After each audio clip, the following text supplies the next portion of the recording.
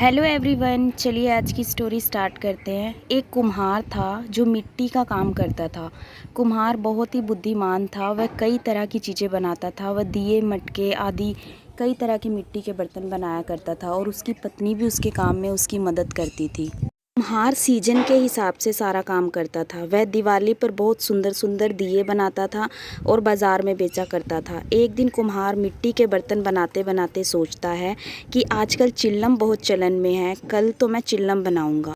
कुम्हार दूसरे दिन उठता और सुबह से ही चिल्लम बनाने के लिए मिट्टी को आकार देने लगता। इतने में उसकी पत्नी पानी लेकर आती और पूछती कि आप क्या बना रहे हो। कुम्हार अपनी पत्नी से बोलता है कि आजकल लोग चिल्लम बहुत ज़्यादा पसंद करते हैं, इसलिए मैं चिल्लम बना रहा हूँ। तो उसकी पत्नी उससे बोलती कि आजकल बहुत गर्मी पड़ रही है, तो आप सुराही क्यों नहीं बनाते। और इतना बोलकर कुम्हार की पत्नी वहाँ से चली जाती है। तो कुम्हार सोचता है कि गर्मी भी बढ़ती जा रही है, अगर मैं सुराही बनाता हूँ तो मैं और भी ज़्यादा पैसे कमा सकता हूँ। और फिर वह सुराही बनाने के लिए मिट्टी को आकार देने लगता है।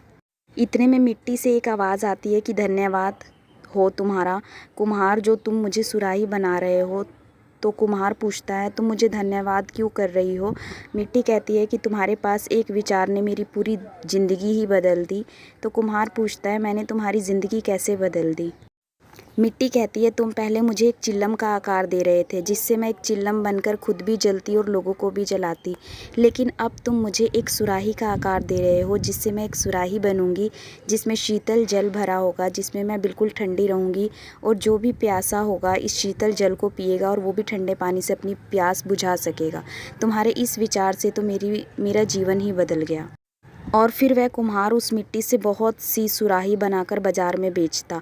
ये एक छोटी सी कहानी हमें बहुत बड़ा संदेश देती है कि कैसे एक छोटा सा विचार बहुत बड़ा बदलाव ला सकता है। जिस तरह इस कहानी में थोड़े से विचार के परिवर्तन होने से एक जहर बनने वाली मिट्टी भी अमृत बन गई।